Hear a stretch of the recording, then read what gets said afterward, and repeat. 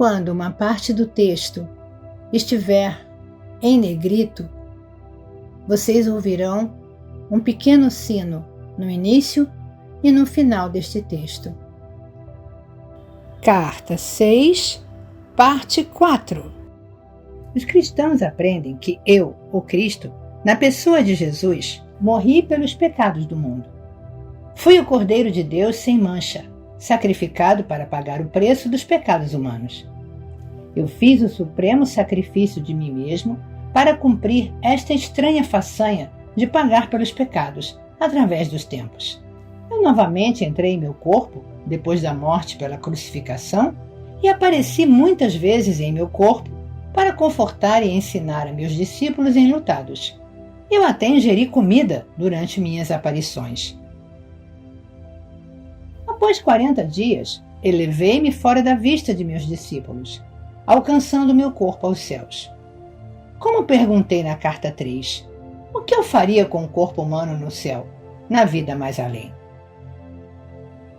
Eu disse em minha última ceia que meus discípulos deveriam recordar aquela última refeição com eles, partindo o pão e passando-o um a um, e que deveriam beber da mesma taça de vinho e recordar que meu corpo foi crucificado e meu sangue derramado para trazer a eles a verdade do ser.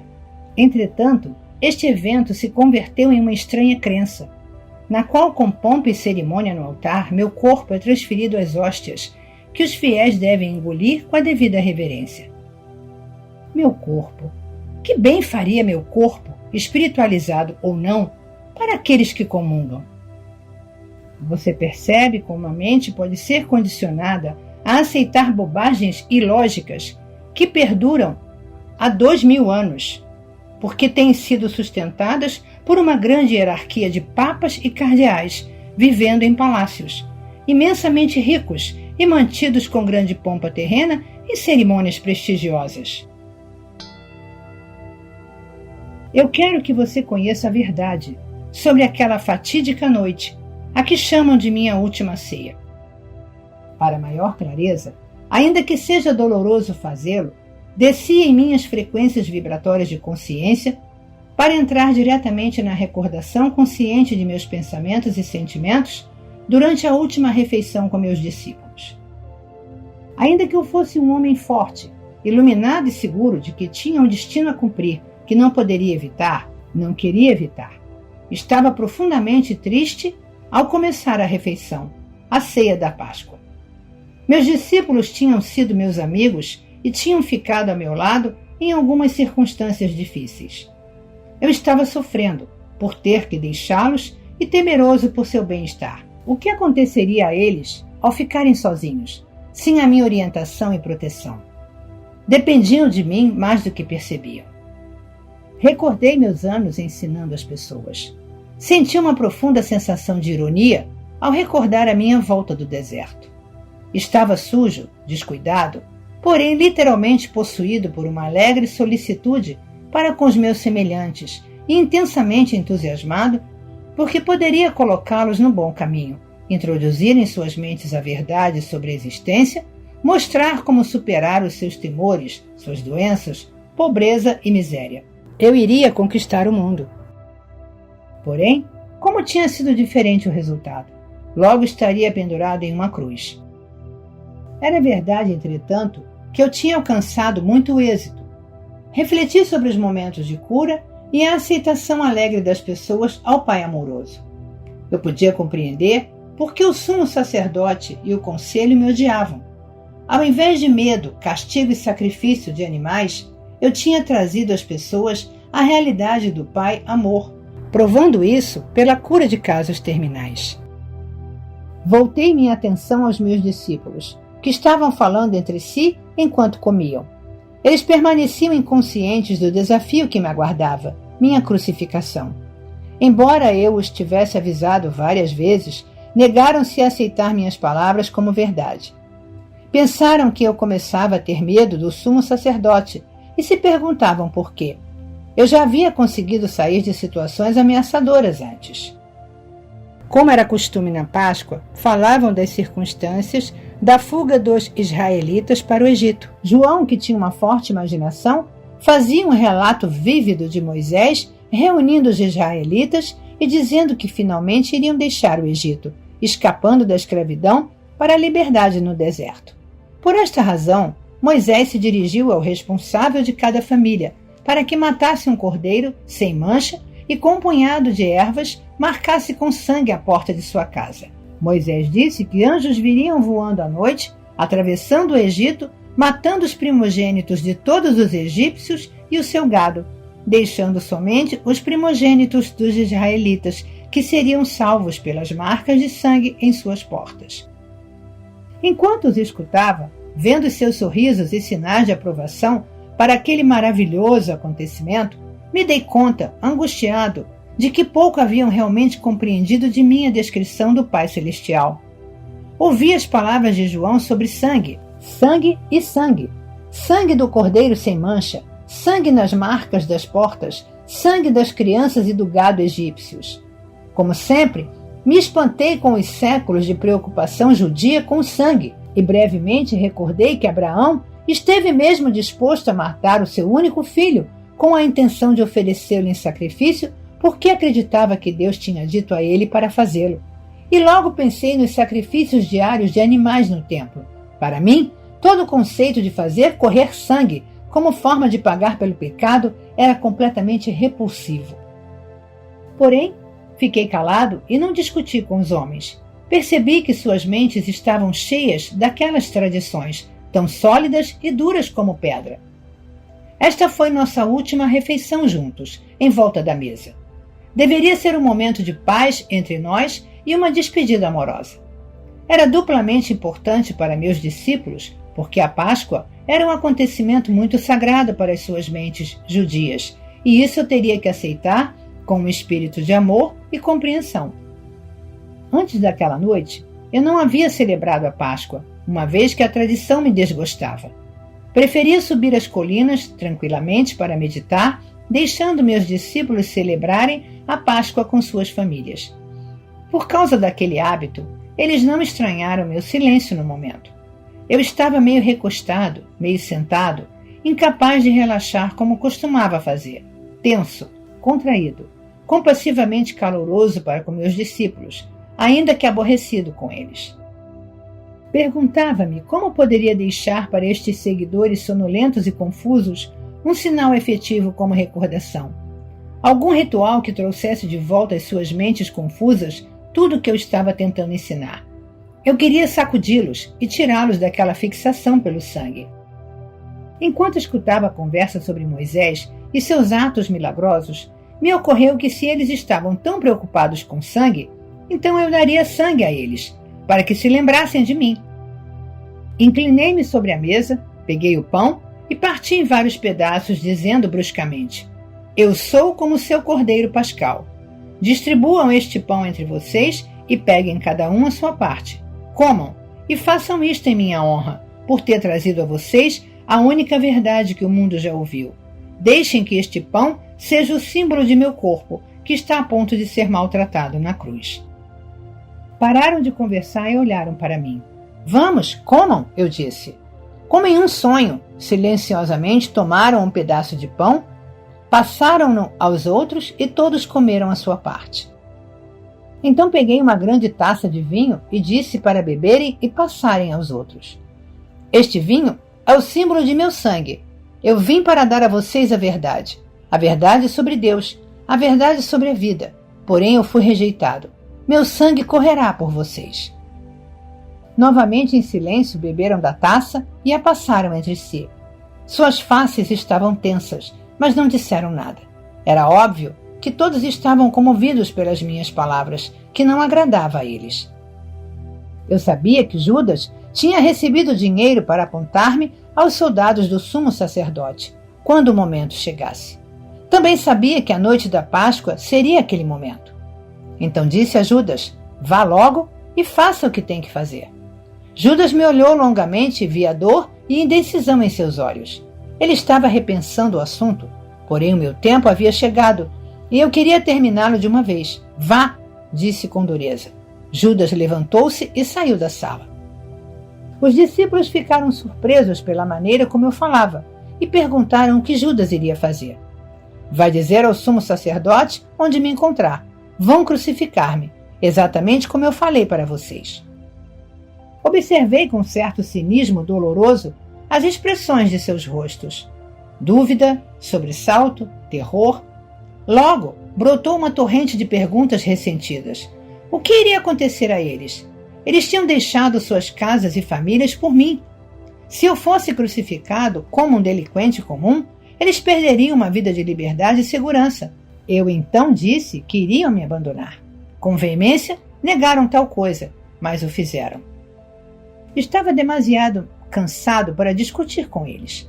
Eu tinha me tornado tão forte, tão seguro, no conhecimento de que o Pai estava em mim e comigo a todo instante, que eu podia me dar ao luxo de perdoar a deslealdade deles.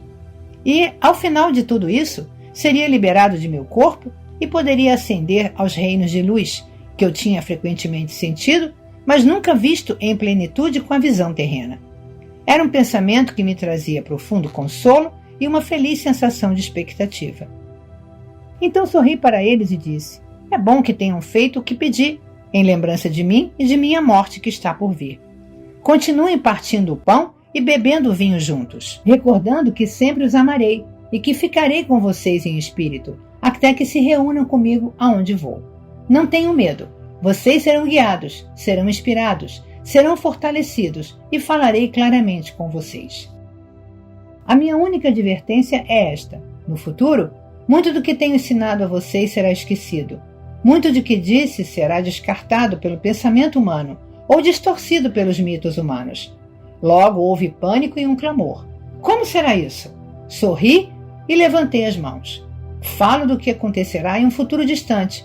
Enquanto isso, sejam fiéis a tudo o que ensinei e não duvidem de nada do que eu disse. Chegou então a hora de ir ao Monte das Oliveiras, o lugar onde os soldados do sumo sacerdote iriam me buscar. Meus discípulos queriam ainda me fazer perguntas, porém eu tinha chegado ao fim do meu discurso para os homens. Eu apenas desejava preparar-me em total silêncio para a minha aprovação, entrando em espírito em um estado de segura e consistente sintonia e comunicação com o Pai. Caminhamos para o jardim e me retirei para a minha rocha preferida. Sentei-me protegido do vento e envolvi-me na túnica. Fechei os olhos e pouco a pouco senti que entrava em uma grande serenidade de espírito e um poderoso silêncio. Logo, o poder em si desceu, tomando minha mente e meu coração. Preencheu-me com tal amor supremo, que eu soube que estava sendo apoiado, sustentado no amor e que poderia manter meu amor por todos, não importando o que me acontecesse. Isso era tudo o que importava no momento em que minha hora havia chegado. Essa é a verdade por trás do partir o pão e beber o vinho, em minha honra, de minha vida e meus ensinamentos. E como você que está lendo esta carta sabe, tudo o que meu Pai me revelou em minha última noite na terra se cumpriu. Como eu falava do Pai, do Filho e do Espírito Santo, a Igreja decidiu no Concílio de Nicéia que eu me referi a 3 pessoas em uma. Consequentemente, as pessoas rezam ao Pai para pedir benefícios, imploram ao Espírito Santo para que os instrua espiritualmente e rezam ao Filho para salvá-los de seus pecados. Você pode ver o quanto as crenças são terrestres e humanamente concebidas?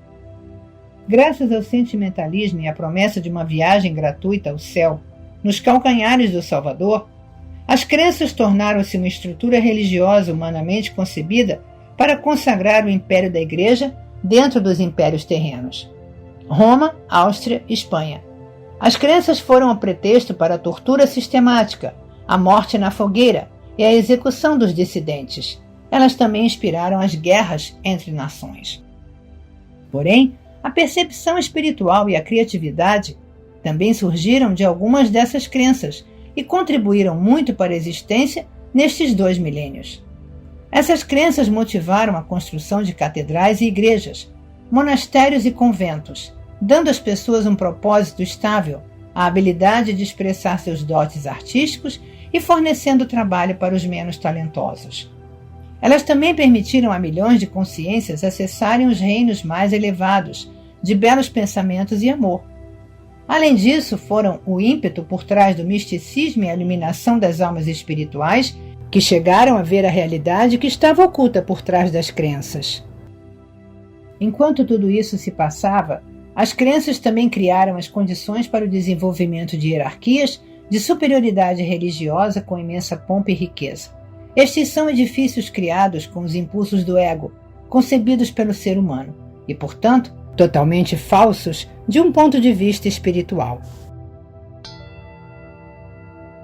A verdade em relação ao pecado. É preciso compreender que, ao longo dos séculos, as pessoas sentiram que certas facetas do comportamento humano eram prejudiciais para o bem-estar dos outros. Elas tinham testemunhado assassinatos, roubos de mulheres e de bens alheios, causas de grande dor e sofrimento para a comunidade, tornando a vida difícil, às vezes intolerável. Concluiu-se, então, que, com certeza, aqueles comportamentos deviam ser contrários à vontade daquele que chamavam Deus.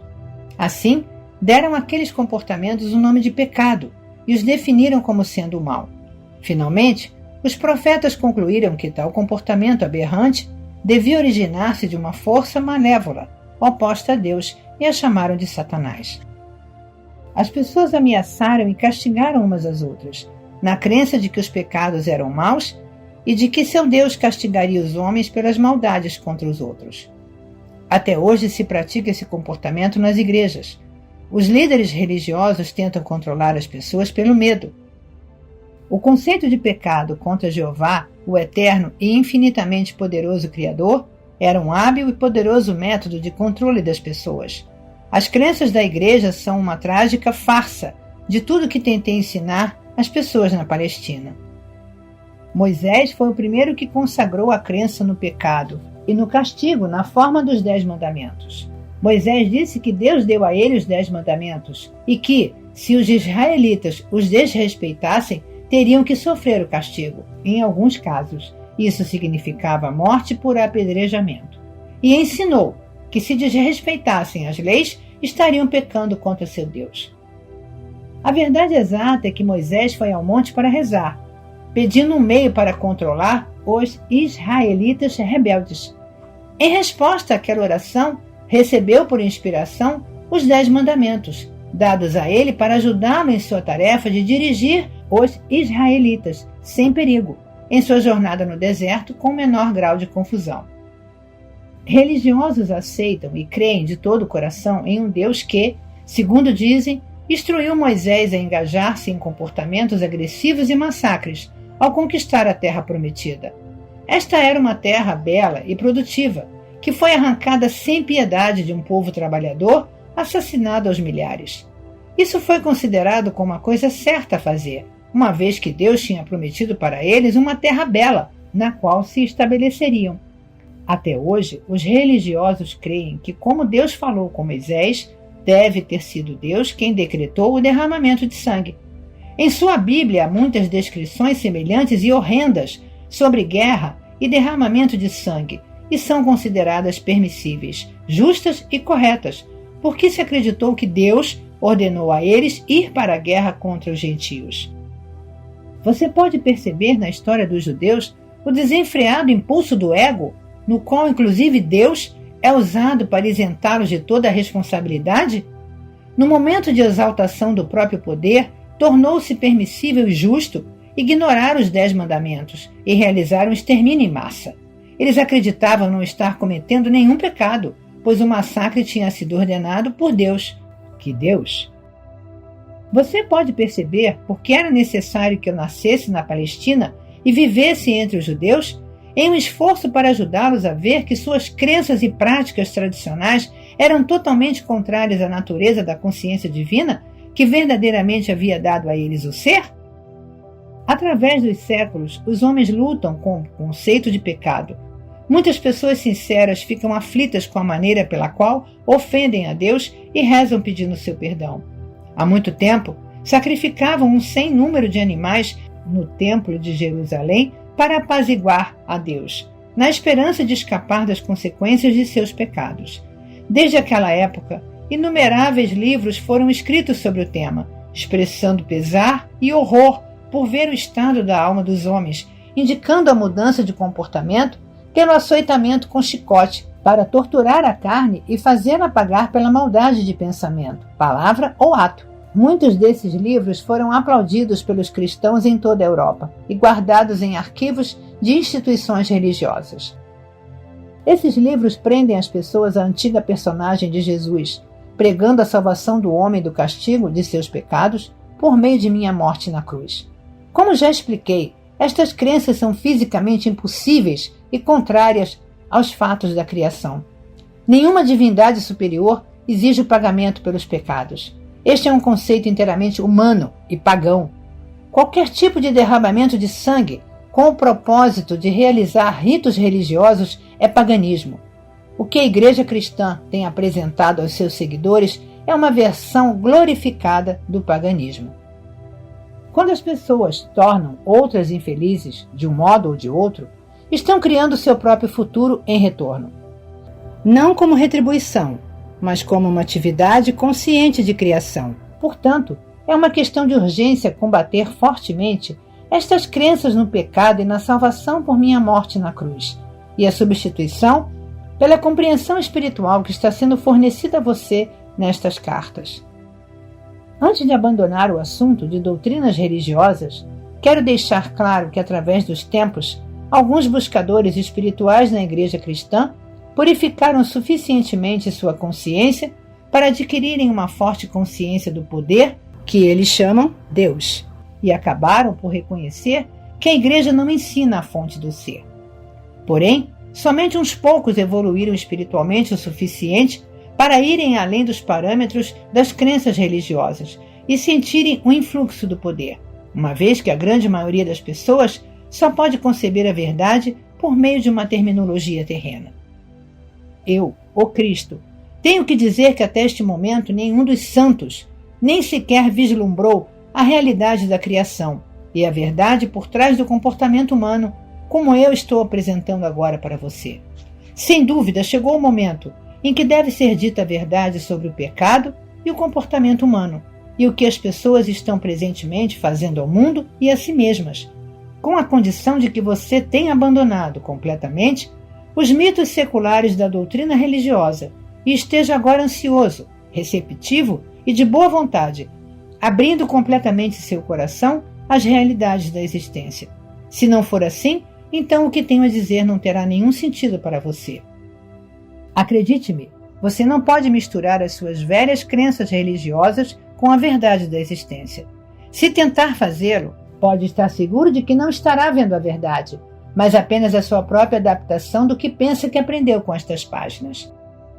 Se você continua a busca pela verdade da existência, mas permanece em um estado de divisão de convicção, pode continuar a buscar, mas com grande custo para si, despedaçado pela indecisão, pelo medo e por uma contínua incapacidade de perceber o verdadeiro significado do novo ensinamento.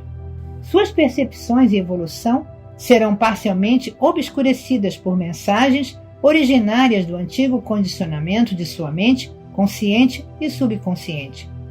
Talvez você não perceba a enormidade de tal problema neste momento, porém é um problema enorme, porque as suas profundas crenças atuais são a sua verdade atual, sobre a qual você constrói a sua vida. Elas são a sua realidade. Suas convicções e crenças fortemente enraizadas podem ser completamente ilusórias. Porém, se você crê inteiramente nelas, em seu subconsciente, elas se tornam absolutamente reais para você. Mesmo que estas novas ideias que contradizem as suas crenças possam chamar a sua atenção, a sua consciência estará dividida e trará a você tremendo mal-estar e angústia. Lembre-se, a sua consciência é o tecido com o qual você elabora a sua vida. Este tecido de consciência é a base de cada resposta sua, para cada coisa que ocorre em sua vida mental, emocional e física. Sua consciência é sua realidade. Esta afirmação pode expressar-se de duas maneiras, e ambas são a verdade de sua existência. Sua consciência cria a sua realidade, sem distinção de quais sejam os feitos de sua vida terrena. Quando as pessoas acreditavam que a Terra era plana, tinham medo de aventurarem-se demasiado longe nos oceanos, pois temiam que o barco caísse pelas bordas. As pessoas que acreditavam em uma terra plana viviam segundo essa crença. Quando Galileu disse que a Terra era redonda, foi considerado um herege, porém sua percepção da circularidade da Terra permitiu que os marinheiros adquirissem uma nova visão do mundo e empreendessem viagens para descobrir o que havia do outro lado do oceano. Foi necessária uma mudança de suas crenças para tornar isso possível. Você está em uma situação semelhante com respeito a estas cartas. Aqueles que as desprezam e as ridicularizam são como as pessoas que acreditavam em uma terra plana e que tinham medo de cair pelas bordas, se navegassem demasiado longe de seu ambiente conhecido. Seus horizontes são seriamente limitados por suas falsas crenças. Assim, os horizontes daqueles que creem que o mundo é sólido também são severamente restritos. Dia após dia, lamentam e se afligem pelas desgraças que desabam sobre o mundo, crendo que não existe nenhuma escapatória. Porém, as pessoas que puderem captar e dar as boas-vindas à verdade da consciência que atualmente estou apresentando ao mundo, serão como aqueles que perceberam que poderiam viajar sem limites pelos oceanos, em todas as direções, com a condição de que tivessem a vontade de empreender tal viagem. Portanto, seu estado de consciência é o que você deve considerar como mais importante em sua vida, não as suas relações, posses ou posição na vida. Cuide de sua consciência e todas as bênçãos em todos os aspectos de sua vida virão a você. Por meio de sua consciência, você se alimenta de amor, harmonia, alegria e beleza interior, até em um beco de um bairro pobre. Com tal consciência, você será removido das ruas do bairro pobre para um ambiente mais compatível com seu estado interior. É assim que se sai de circunstâncias desagradáveis.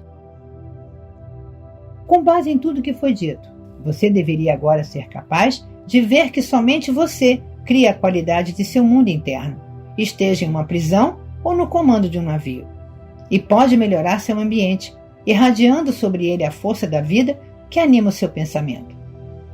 E mais uma vez, sua consciência é a sua realidade, não o seu marido ou esposa, filhos, lar, jardim, posses, títulos, lugar de trabalho ou amigos. Pois seja qual for o lugar que as pessoas e suas posses ocuparem em sua consciência, bom ou mal, esse lugar é apenas a sua percepção pessoal sobre eles. A realidade dessas pessoas não é verdadeiramente conhecida por ninguém. Ninguém tem acesso à bondade inata, oculta, em um caráter aparentemente negativo. E também ninguém pode suspeitar dos impulsos e desejos ocultos de um ser humano aparentemente bom. Sua vida externa se apoia apenas em sua consciência. Ela não cria ou determina, nem pode fazê-lo, suas respostas conscientes. Você é o criador de suas respostas.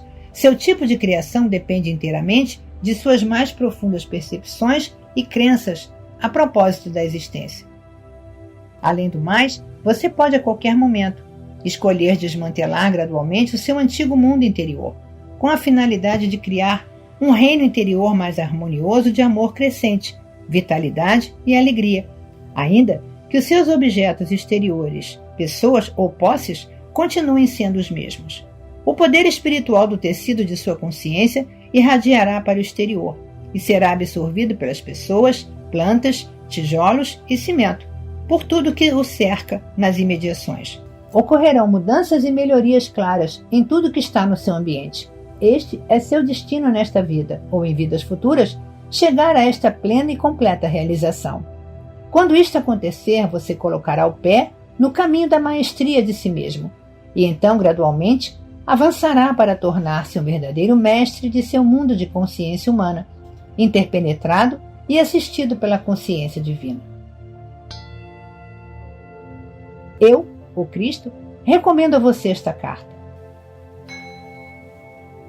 Eu o pus na plena posse de alguns dos fatos importantes da criação, que permitirão que você transcenda o ego, o guardião de sua individualidade, e volte à universalidade do ser, da qual você realmente veio. Você tem em suas mãos os meios pelos quais pode entrar no amor, alegria e realização pessoal incondicionais. Lembre-se de que eu disse a você que anseio pelo progresso do viajante espiritual. Enquanto avança pelo caminho que tracei para você, haverá momentos de confirmação de que estou de fato com você em sua jornada. Você o verá. Conserve sua fé nisso. Em todo momento, eu o sustentarei no amor divino, pois sou o amor divino em ação. Acredite nisso e encontre descanso em minha consciência que o envolve.